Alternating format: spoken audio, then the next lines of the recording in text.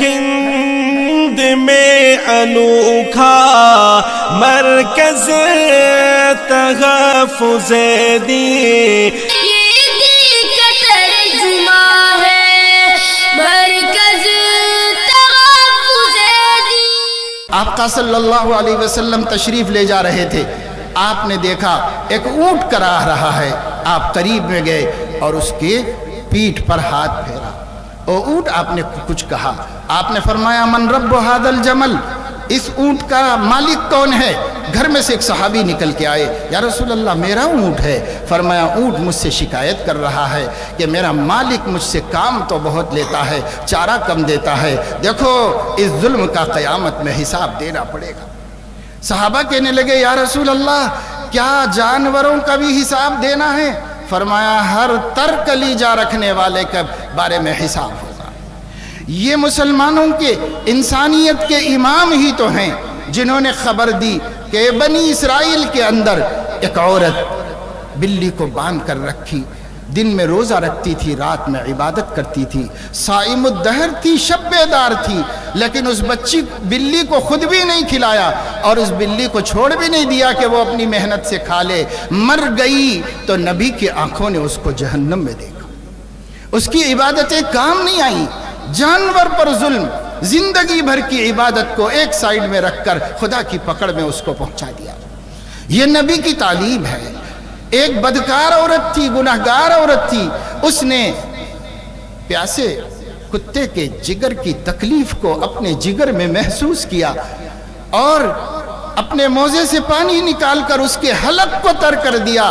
اللہ نے اس کے سب گناہ ایک طرف رکھے اور اس کی اس جانور نوازی پر اس کی بخشش و مغفرت کا فیصلہ فرمایا، اور جنت میں نبی نے اس کو اپنی آنکھوں سے دیکھا۔ یہ کیا تعلیمات ہیں؟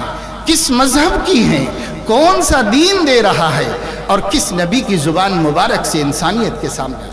آقا صلی اللہ علیہ وسلم نے فرمایا الناس بنو آدم و آدم خلق من تراب، لوگو تمام انسانیت آدم کی اولاد ہے اور آدم مٹی سے پیدا ہوئے ہیں۔ لا فضل لعربی علی عجمی ولا لابیض علی اسود الا بالتقوی، لوگو کسی عربی کو عربی ہونے کی وجہ سے عجمی پر کوئی فضیلت نہیں، کسی گورے کو گورے ہونے کی وجہ سے کالے پر کوئی فضیلت نہیں، کسی پڑھے لکھے کو پڑھا لکھا ہونے کی وجہ سے ان پڑھ جاہل پر کوئی فضیلت نہیں، کسی مالدار کو مالدار ہونے کی وجہ سے غریب پر کوئی فضیلت نہیں، کسی موٹر نشین کو موٹر نشین ہونے کی وجہ سے پیدل چلنے والے پر کوئی فضیلت نہیں، کسی گورے کو کالے پر کوئی فضیلت نہیں، الا بالتقوی، ہاں پرہیزگاری سے وہ خدا کے پیارے بن سکتے ہیں۔ لیکن دنیا میں انسان برابر، انسان اور انسان میں تمیز کرنے والا انسان کہلانے کے لائق نہیں، مسلمان کیا کہلا سکتا ہے؟ انسان کہلانے کے بھی لائق نہیں۔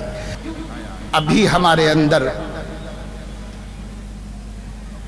حب رسول کا دیا بجھا نہیں ہے، ٹمٹما ضرور رہا ہے، اس کو بچا لیا جائے، اس کو بچا لیا جائے۔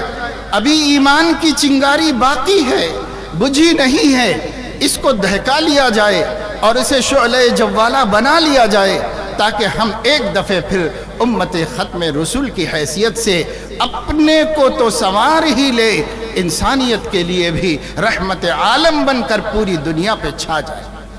وہ کب ہوگا؟ جب ہم اپنے نبی سے جڑیں گے۔